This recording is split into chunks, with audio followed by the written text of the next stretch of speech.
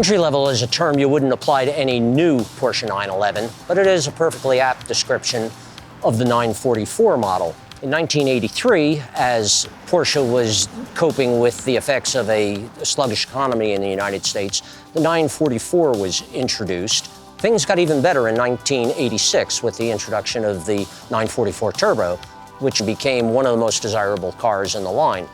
The car we're driving today is a 1987 944 Turbo.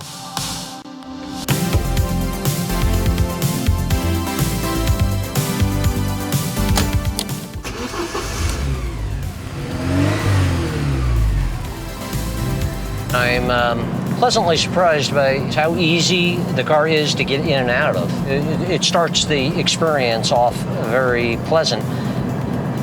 So many modern cars, and particularly very powerful modern cars, are so effortless, so powerful, that they never seem to pat you on the back. This one does. It's a nice job.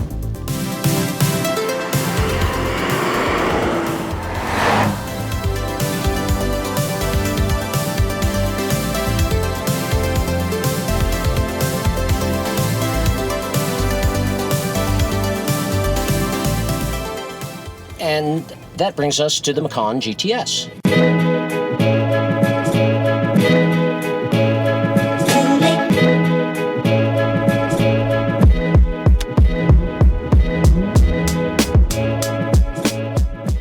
So David, we've got two very different cars here. We've got a car from the 1980s, very little in the way of electronics. It's rear drive, 4-cylinder single turbo. The Macan is a V6, twin turbo, heavily laden with electronics. This is all-wheel drive.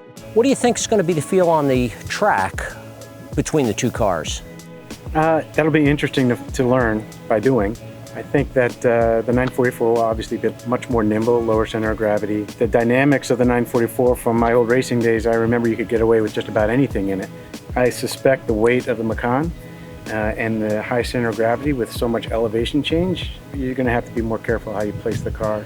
Do you think the all-wheel drive will be any factor at all? No, I wouldn't think so normally, but after thinking about it a little bit with the elevation changes and the way the high center of gravity is, and maybe it will be an advantage for the Macan over if the Macan was two-wheel drive. It's carrying quite a bit more weight.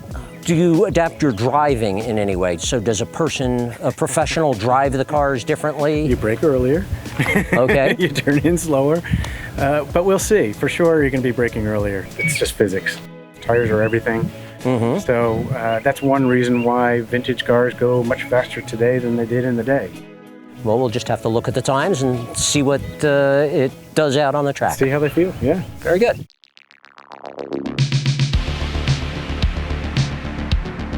So I think if you get aggressive with this, you could really drive it around the back of the car, you know, with the rear end, but it's a little bit harder with the lack of power to keep it powered.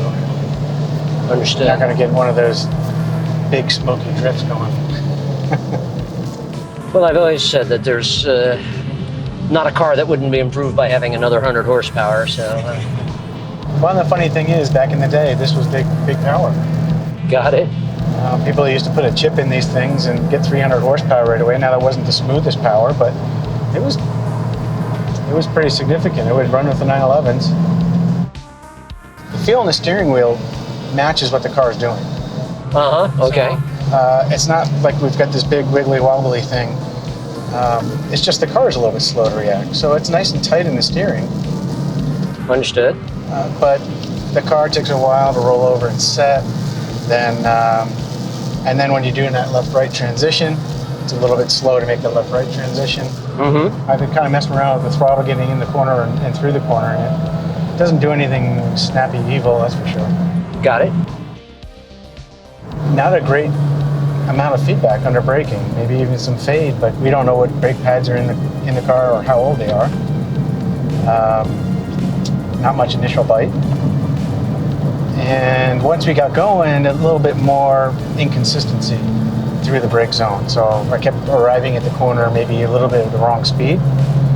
And the turn-in was lazy, which is what you would expect for a car that's rolling this much. Boy, it's not as sloppy as I would have thought for a street car. It's feather runs spectacular though, I'm surprised. Uh-huh.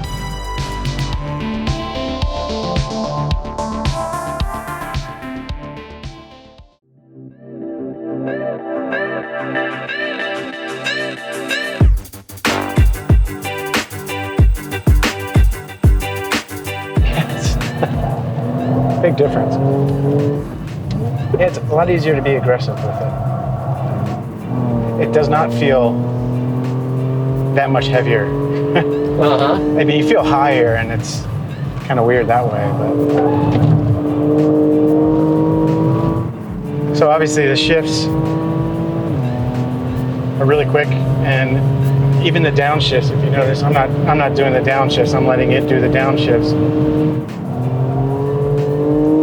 All right, so all-wheel drive does make a difference in this. Okay. Because it felt a little bit of wheel spin there. Uh-huh. Oh, so much more braking power I can feel. Yeah. It also seems to be noticeably less body roll. Yeah.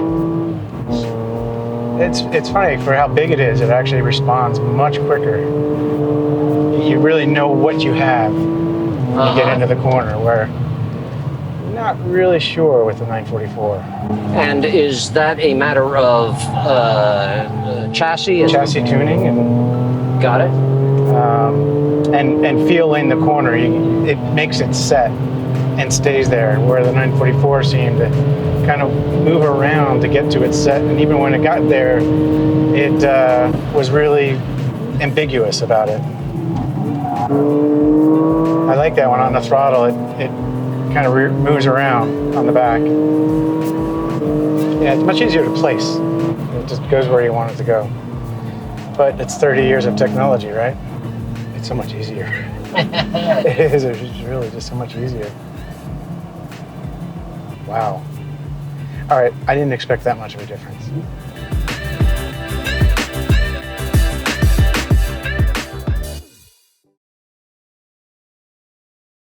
Just jump in? Yep.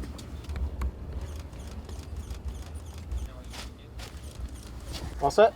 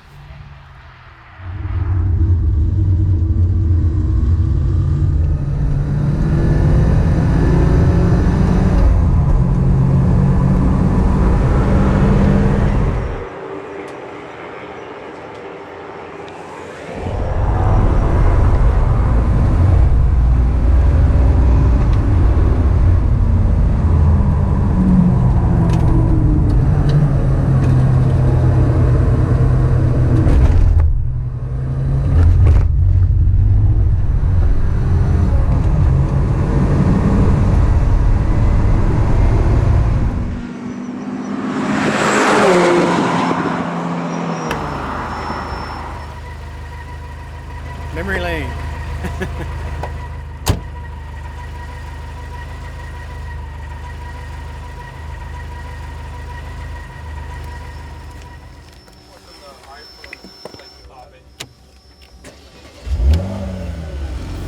All right, we're good to go. I'll do a launch out of here.